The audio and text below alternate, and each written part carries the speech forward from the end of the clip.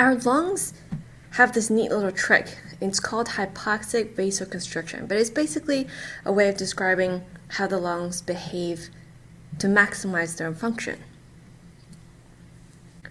I've drawn you this little diagram here to show you how the blood vessel system interacts with the air spaces in the lungs.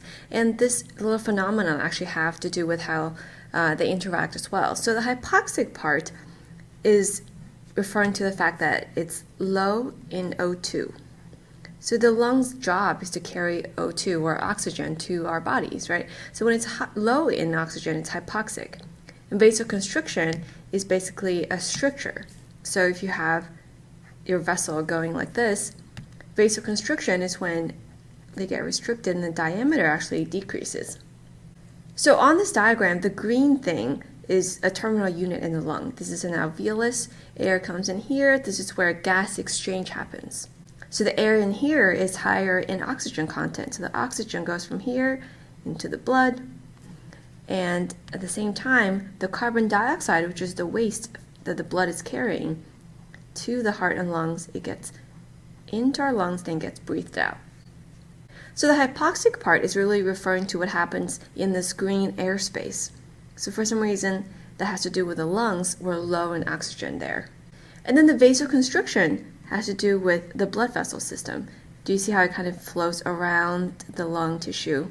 So like I said before, it's a cause and effect relationship. Because of hypoxia, something happens to our blood vessel.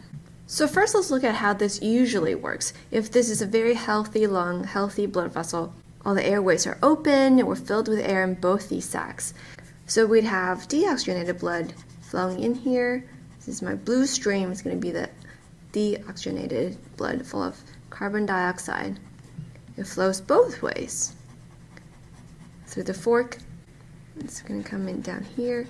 And this is going to be a gradient, but I'm going to have to draw it kind of abruptly because I don't know how to draw a gradient.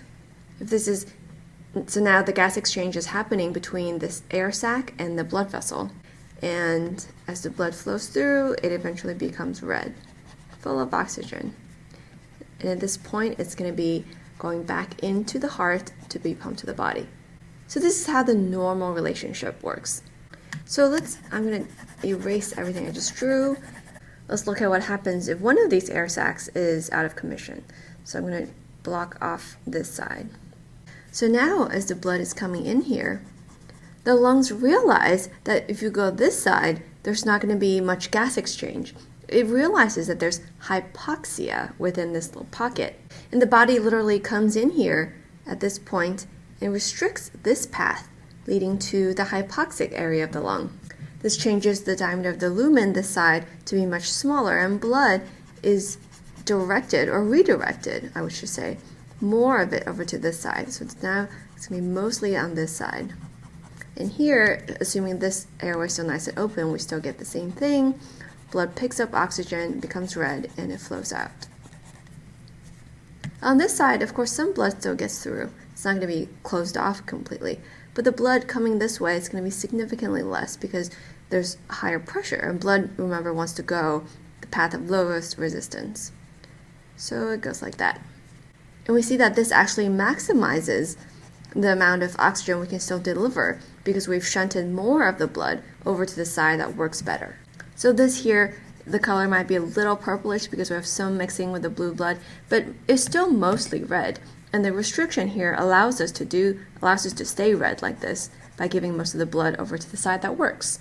So I've drawn this on a very zoomed in scale. I've shown you how this happens in one alveolus versus another, but this can be more global. Just draw a pair of lungs really quick. We have the trachea leading to the main stem bronchi.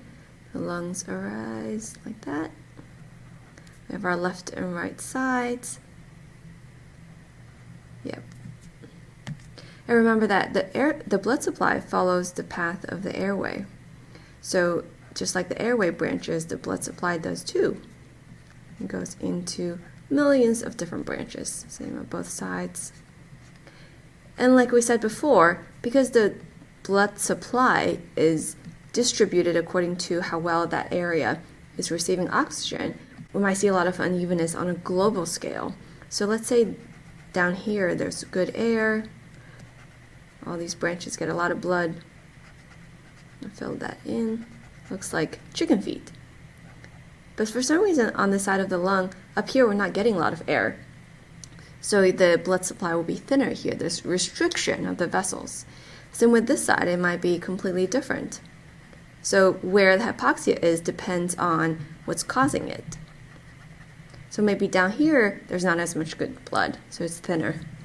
Now, this whole mechanism was intended to be an emergency way of dealing with sudden hypoxia, or at least it's a temporary measure.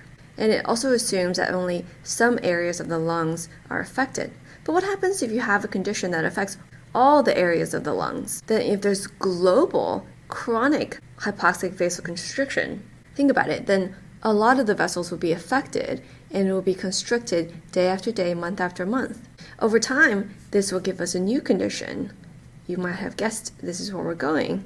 We're going to get pulmonary hypertension because the blood pressure in these vessels are so elevated all the time that it becomes a condition on its own.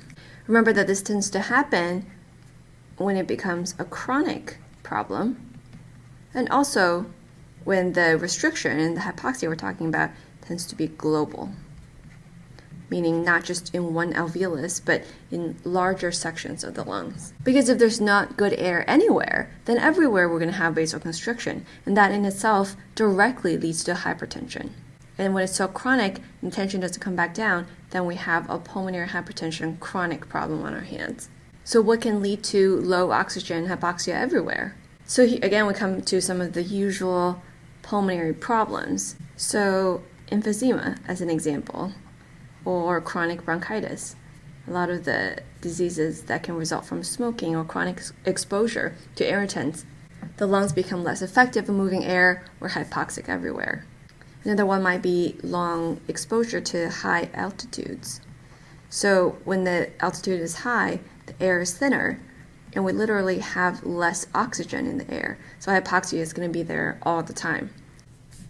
And thinking of other long chronic diseases, we have asthma. A lot of people who have asthma eventually develop pulmonary hypertension. And these are just some examples to show you that hypoxic vasoconstriction is basically a pathophysiology or a story of how lung problems that had nothing to do with the blood vessels in the first place can eventually cause a blood vessel problem in the lungs.